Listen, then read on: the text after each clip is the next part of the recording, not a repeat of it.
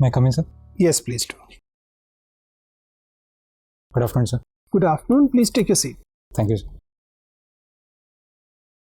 You're Mr. Rahul Nair. Yes, sir.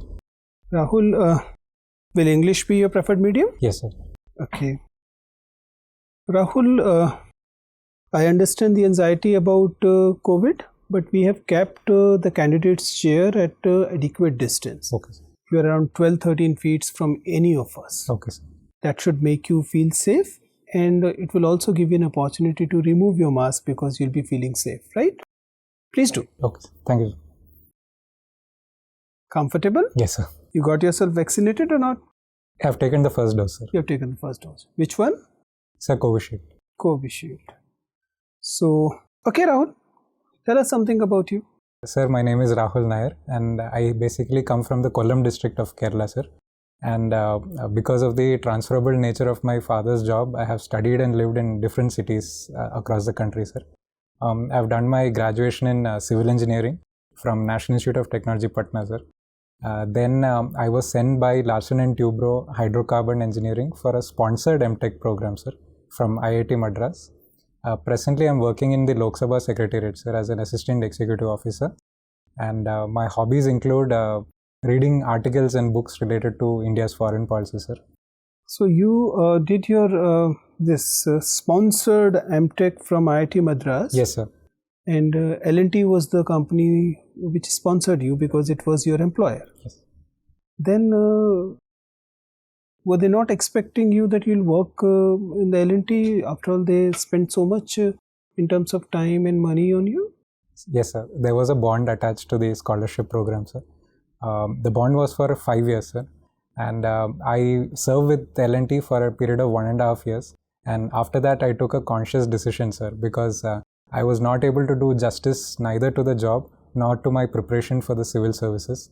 So I took a decision to quit the job and study for the civil services. So you repaid the thing? Yes, sir. Are you habitual of not fulfilling your obligations to and your commitments? Is it part of your personality? No, sir. No, sir.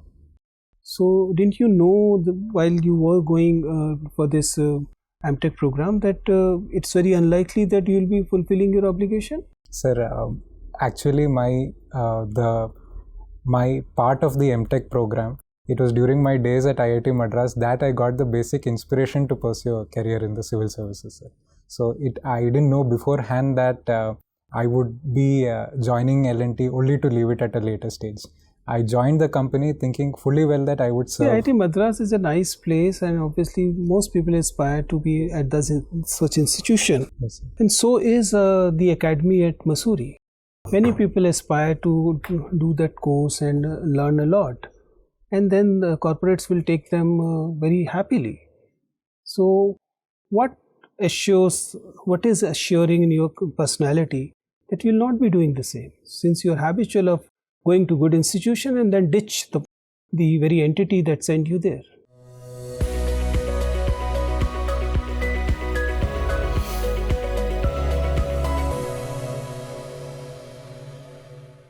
Sir, I wouldn't, because my conscience wouldn't allow that, sir. Your conscience did once, it can do again.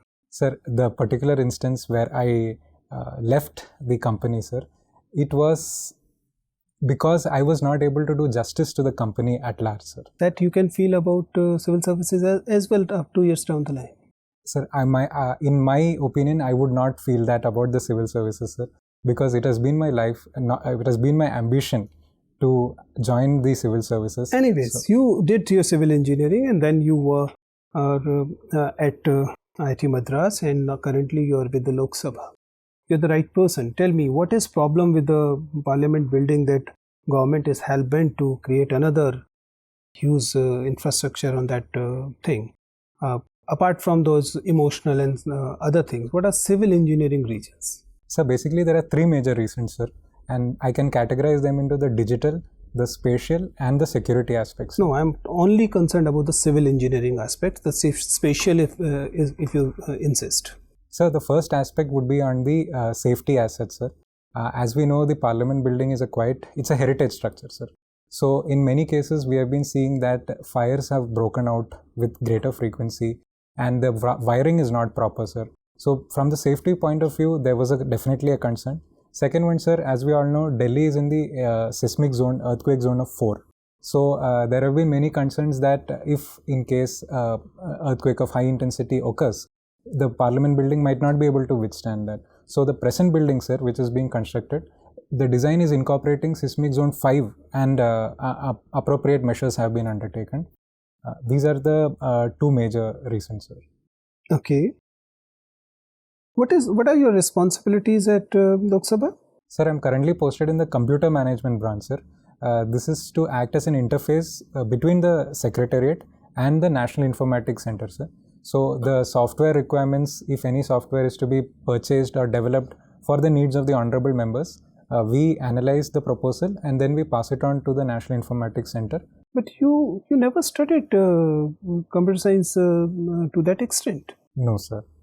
Then why you took up this job? It is not matching with your profile. Sir, when I initially joined the Lok Sabha Secretariat, sir, I was posted in the Standing Committee of Finance. And after that, there was a transfer and then I was transferred to the computer management branch. So you were bad at the things which are more concerned with the civil services and you were good at the thing which are considered more as an engineering thing. No, sir, I wouldn't consider that. Why would they transfer you otherwise from that place? Sir, the rationale behind the transfer, I am still not aware, sir. But maybe there was a requirement in the computer management branch for a person. So they posted a civil engineer into that? So basically they were looking at engineers, sir. So they didn't go specifically into what type of engineering that. Okay, fine, thank you. So, Rahul. Yes, sir. You have mentioned that you love to read books on Indian foreign policy. Yes, sir. Can you tell us the names of 3-4 such books, good books? So recently I've read a book called India in Asia's Geopolitics by a former Foreign Secretary, Sri Shiv Shankar Menon. Then I read a book, My Enemy's Enemy. This was written by Sri Avinash Paliwal, sir. This is regarding India-Afghanistan relations, sir. Then I read the book India's Way by our Foreign Minister, sir, Dr. S. Jaishankar.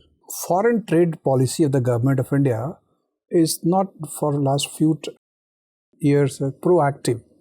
The government has not even announced a new foreign trade policy after expiry of the old policy tenure.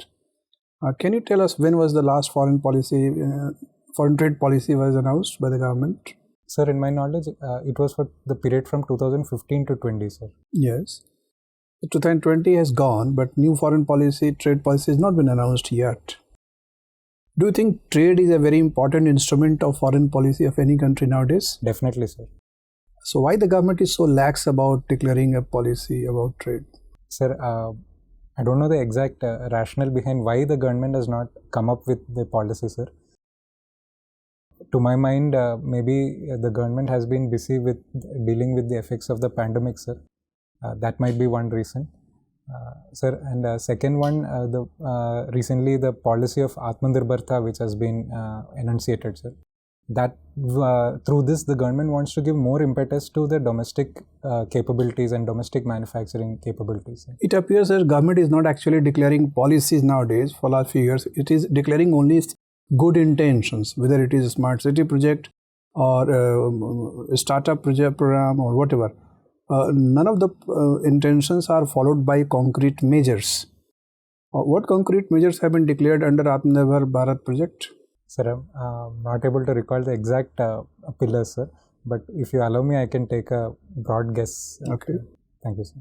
Sir, the first major policy has been to reduce the unhealthy dependence of our economy on certain sectors like pharmaceutical and electronics manufacturing.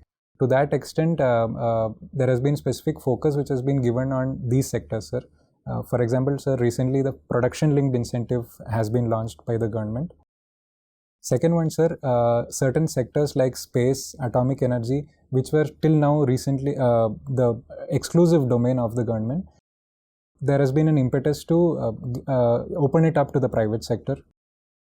Third one, sir, in certain critical sectors like mining, the recent Mining Amendment Act, sir, this has removed the end-use restriction or the captive mining, it has removed, sir.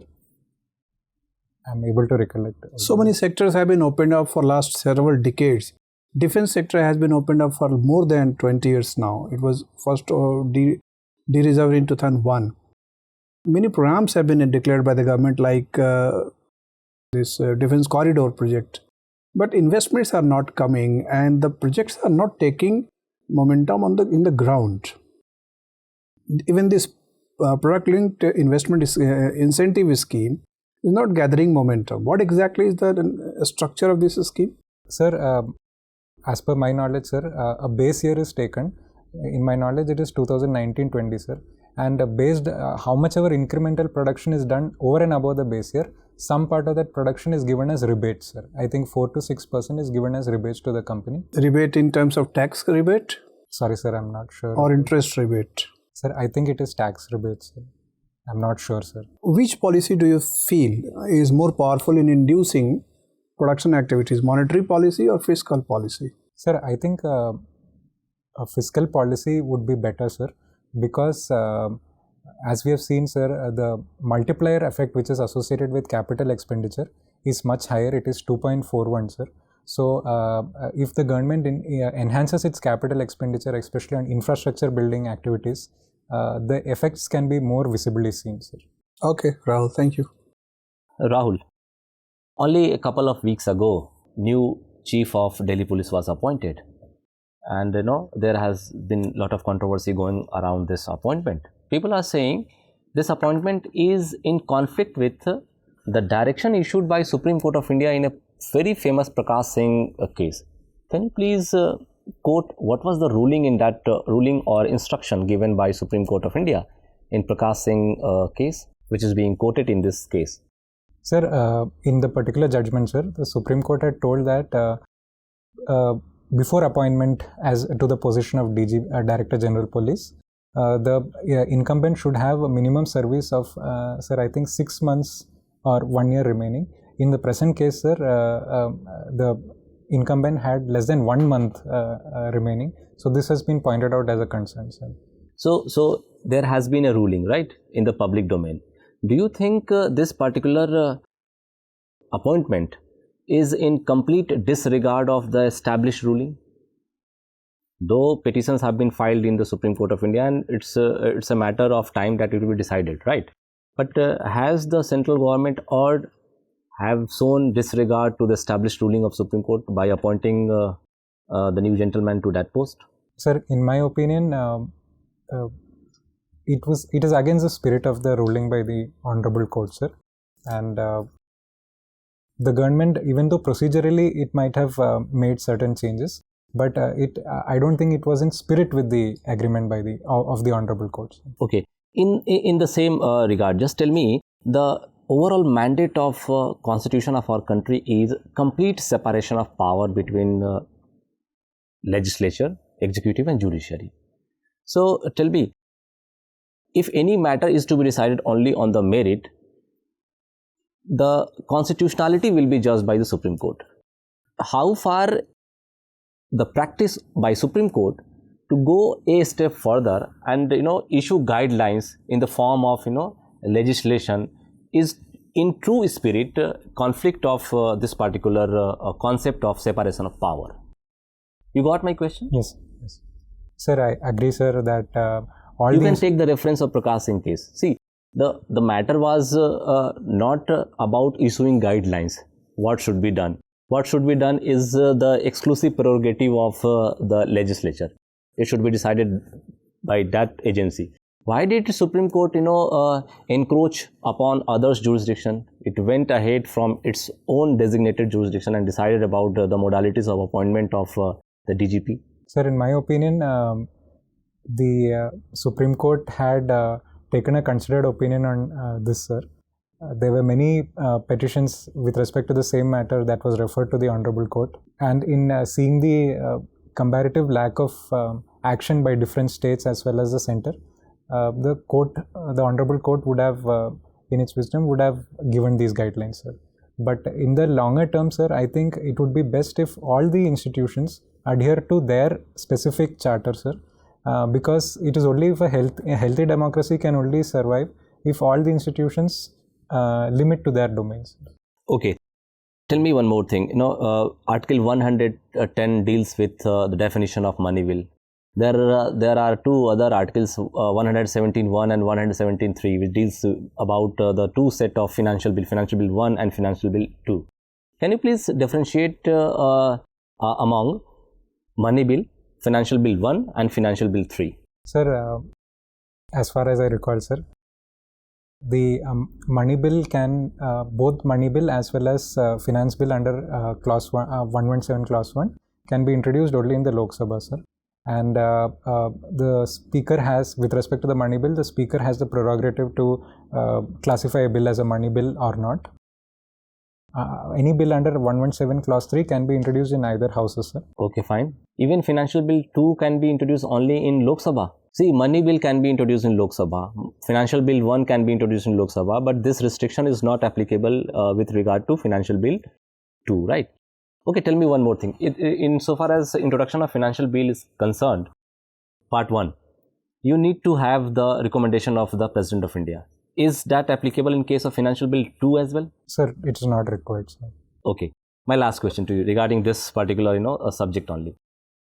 In case of money bill basically deals with 3 topics, right? One among them is expenditure from Consolidated Fund of India. Now tell me, what is the requirement of having financial bill 2, which also deals with the same subject, withdrawal from the Consolidated Fund of India? Sorry, sir, I'm not able. Okay, fine. Thank you. Rahul, you have been in Karnataka, Kerala, Tamil Nadu, Bihar, Delhi. From which state you feel more attached? Sir, all these states have influenced me in one way or the other, sir. So I feel equally attached to all of them, sir. So, equally attached? Yes, sir. Okay. Recently in Karnataka, megalithic site of Higher Bengal was in news. Do you know why? Sorry, sir, I'm don't not have any idea. Okay. In Delhi, have you visited any monument, cultural monument, or? Sir, I have visited the Horse Course Reservoir. Okay. Yes, sir. And the Only India one? Gate. And India Gate, sir. And India Gate. Nothing else? No, sir. No Qutub Minar, Chandni Chowk, Red Fort, Jama Mosque, kuch? No, sir. Okay. You don't want to tell anything No, about sir. that, but okay. Your hobby is you record event of your life. Yes, sir. Please tell us the proudest moment of your life and biggest regret of your life, whatever you have recorded. Sir, the proudest moment would be, in fact, qualifying the civil services mains exam this year, sir. It is my 4th attempt, sir, and I think I was successful enough in persevering so that I could sit before you, sir. My biggest regret would be, sir, that after my 12th class, I should have taken more opinions and more, I should have consulted with more people in selecting an appropriate stream, sir. So then maybe I might not have chosen the engineering route, sir. I would have maybe taken some other courses, sir. Okay. You are working in Lok Sabha and also a student of PSIR. What do you understand by productivity of Lok Sabha? Sir, the productivity of the House refers to the number of bills that have been discussed and passed, how many questions which are listed during the question hour have been orally answered, how many matters under Rule 377 have been replies have been sought, and in general, what is the working of the committee system, sir? Recently, it was in news. Do you know why? Yes, sir. Why? Sir, the current session of the Lok Sabha is witnessing a lot of disruption, sir, and very low productivity levels have been seen. So, okay. Who is your favorite political leader in India and abroad in recent days? Sir, I'm not able to pinpoint any person, sir. Why? You are, what can I make opinion about you? You are avoiding these type of questions. No, sir. I have not had enough knowledge on individual political personalities to claim but that. But foreign affairs is your favorite area and PSR is your optional. Yes, sir. Why is it so? Okay, Rahul. Thank you. Rahul, Yes, sir. You come from Kerala. So recently there has been a case about this Kitex group. So what is it? Sir, actually, the Kitex group it has been in news because it shifted its investments out of Kerala, sir. It was citing repeated harassment by the agencies, and therefore it shifted its investment to Telangana. Sir. Okay, so like, are their claims valid that they have been harassed? Sir, I think there is a political line also behind this because the present MD of the Kitex group, he had contested elections in Kerala, and there were some differences between the... What is 2020 in context of Kitex group? Sir, the name of the party which has been formed by this group, it is 2020. So how do you see that corporates getting a toehold into this elected bodies? Does it bode well for Indian democracy? You are also a student of PSI. Is it a good signal or a very bad omen? Sir, I don't think it is something to be concerned of. As long as they abide by the rules which have been set by the Election Commission. So you see nothing wrong in corporates getting hold of, like, say, having a party in Lok Sabha which only pushes their case? Sir, all parties must be provided an equal platform, sir. And if there are individuals who are willing to vote the party to power, and if they secure enough seats, then there is... So corporates, like forming their political parties, is fine with you? Yes, sir. In my opinion, provided they go through the same process, sir, they are able to garner enough votes. Obviously, they have more money power, so they can actually buy candidates, they can put up candidates wherever they want, and they can also indulge in other activities to win elections. Yes, that should be restricted, sir, because it should be a level playing field, sir. They cannot use their money power to influence the elections in any manner. Okay, who has coined this term, God's own country, and what does it actually mean? Sir, I think the term has been coined by current Niti Aayog CEO, Dr. Amitabh Kant. Sir, the meaning of this is, it has a mythological origin, sir.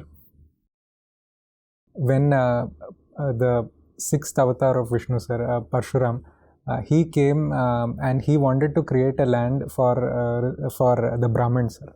So he threw his axe from Gokarna to Kanyakumari. So the land which was reclaimed from the sea in that process, because it was done through an avatar of God, so it became known as God's own country. Okay, fine. You also have this PSI optional, and you're also interested in India's foreign policy.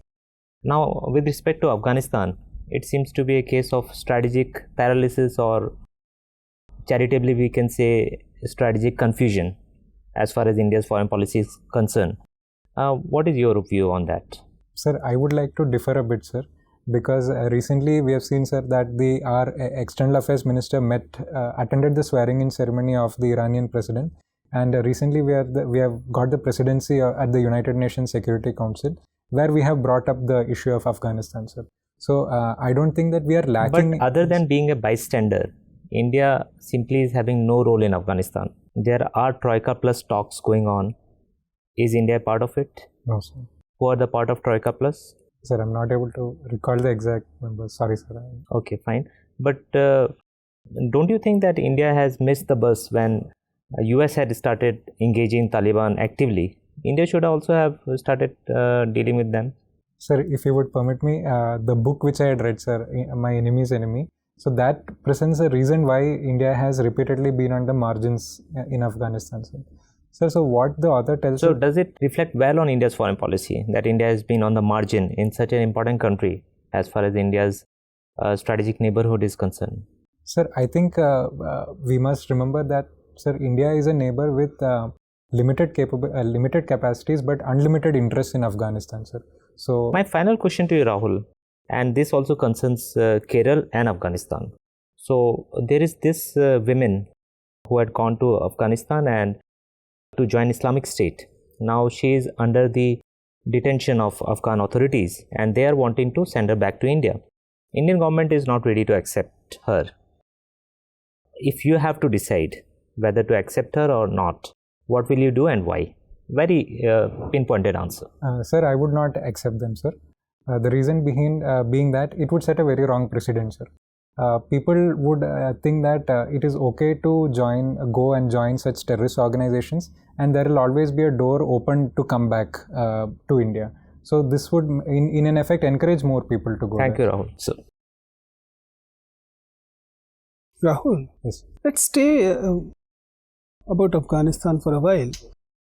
In Afghanistan and parts of Pakistan, there is this concept of blood money, Yes. where somebody get killed or dies, and the family is asked to pay for it.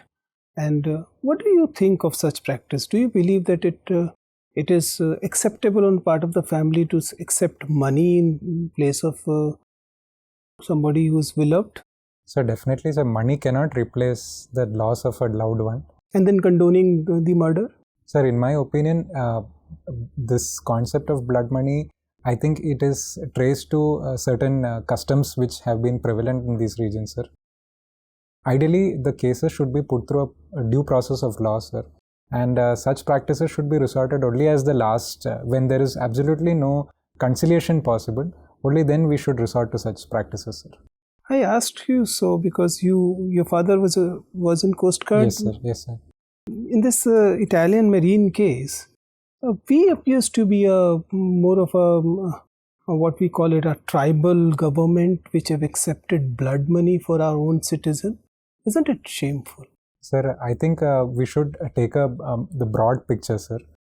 After this incident had happened, the relations between India and Italy had been very adversely affected.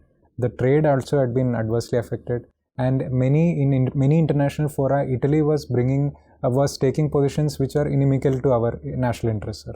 You're basically saying that stakes were too high, so higher blood money should have been taken. You're not talking morality here.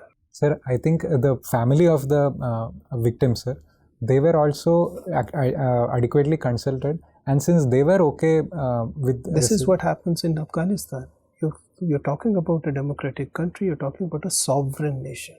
Somebody comes to your shores, kill your own citizen, and you are okay with taking a couple of crores and go. Let them go.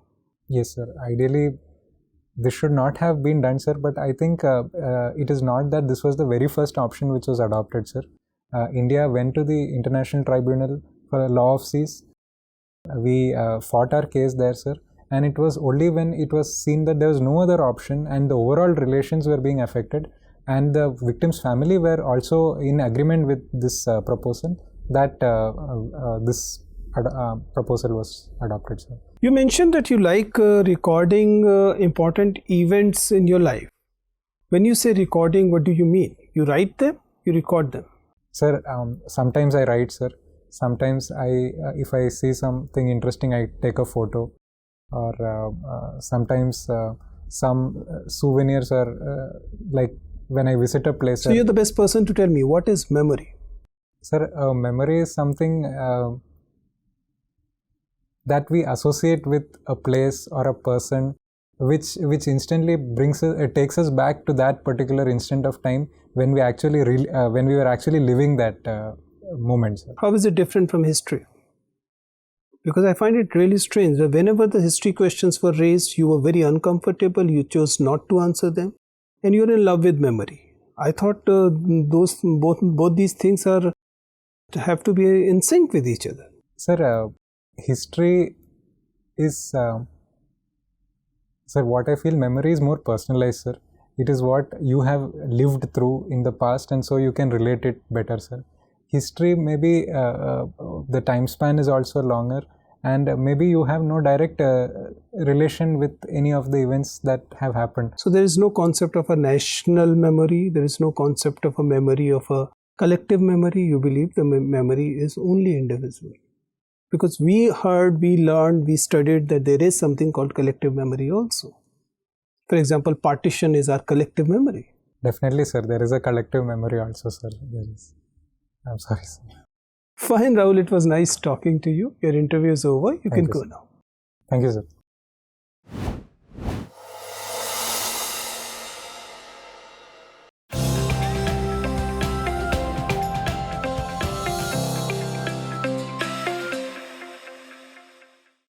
May I come in, sir? Aye, Rahul. Take a seat. Thank you, sir. Rahul, you have taken Hindi as qualifying language? Yes, sir. Will you be able to handle Hindi question there? Yes, sir. Fine, Rahul. Tell me, it's going to be your first interview? First interview, sir. How was it? You are happy with your performance, or you believe, no, I can do better? I can do better. What are the areas where you can do better? Sir, I couldn't answer to many questions which sir had raised regarding the money bill difference between aspect. Yes, sir, polity aspect. Sir, and the very initial questions which you were raising regarding as a defaulter, I was not able to properly defend you myself. You thought of it earlier? It was your design that you wanted about to reach there, or it just happened? I mean, you wanted these questions to be asked. That's why you mentioned L&T sponsored MTech, sir. or you No, never sir. thought of No, it? sir, I didn't think about it. Okay. I thought that you actually want such questions to be raised. That's why you mentioned this L&T sponsorship. Otherwise, I would not have even thought of it. Okay, sir. So if you are not prepared for that, because it raises a question of integrity, and integrity becomes really paramount when it comes to civil services. So if it is in your hand, why invite it? Unless, of course, you want it to be discussed. So that will be my advice. So you can just skip the L&T sponsored part. Board members are very unlikely to jump to that bond thing and other things, right? So that's in your hand, actually. Yes, Rahul. So see, Rahul, overall impression about you is that you are playing too defensive, right? So you need to understand, you're a person who did good graduation, you have a post-graduation from IIT, you have worked at nice places, you're currently working with Parliament, which effectively means that you're a person with dynamic kind of personality, and board members will be very happy to find somebody here who has such kind of a diverse thing. And you should actually be playing on the front foot rather than being extra defensive about all these things. Okay, sir. It appears all through the interview that you're not playing by your strength. You're considering your strengths as your weaknesses. These are not your weaknesses. Diversity is a nice thing, right? The only thing is that you should be prepared for it. But otherwise, that is taken. But as such, you should not unnecessarily try to duck questions, avoid questions, or choose not to answer them, right? My advice will be play on the front foot, because on the back, if you're always on the back foot, you're keeping a ceiling that, okay, 160 is something I'm aspiring to, I won't be getting more than 160, but that is not that is your personality is lot better than that. So aspire high. For that you will have to, in fact, you have to be proactive, right? This is one advice. You're a good your personality is good, your academic background is good, in general your sitting posture is good, voice level is good, you don't have much hand movement, which is good. Apart from eye contact, you're doing everything right in terms of communication. Okay, sir. Eye contact, it's not your mistake, you're probably advised to do it, and that's why you're doing it, which is trying to have a simultaneous eye contact with several members. See, I know it's difficult again because I'm repeating it for maybe 1000th time, but please understand, if you're talking to me and the informations are coming through words, trust is being built by eye contact. If you break eye contact with me and start looking there, right, you will not have my trust. You're getting my point? So primarily you have to keep the eye contact with the person you are talking to, right? A few glances here and there doesn't matter, but in general you have to look at the person you're talking to. Okay, sir. Why? Because it is natural. It is the most natural way. That's how humans communicate. Yes, sir. They speak something and they say with their eyes something, right? That's most human way of doing it. Do it, right? Rather than artificially trying to involve everybody. You may or may not succeed in involving others, but you will lose the person you are talking to, right? Other things, there are areas, as I said earlier, that it has to do with the history, it has to do with even your own favorite subject, IR, which is your own, right? There may be a little bit of revision, and more than revision, see, your analysis is wonderful. Wherever you analyze, you have that balance, you have that good acumen on analysis, and you are able to impress. It is only where you duck question. Okay. It looks odd, right? Don't duck questions. So even at the worst case scenario is that your analysis may go haywire. Doesn't matter, right? Doesn't matter. You at least tried. Not trying is the worst thing. Yes, in the factual question, if you don't know, obviously you have no other escape. You will say sorry. That's fine. That doesn't matter. But in analytical question, whenever the questions are put, do take that risk.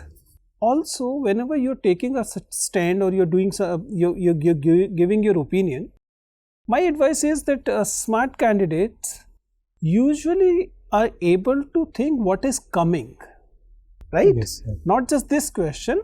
If I answer this particular question in such a manner, what will be the next subsequent question?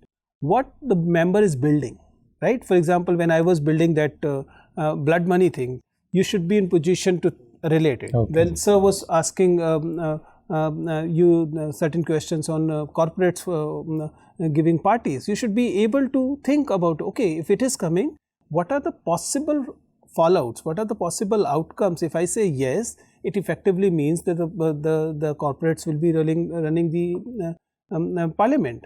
So am I ready for that question, right? So it's like chess. If you're playing a move, you should be able to think at least 2 moves ahead. That is the idea, right?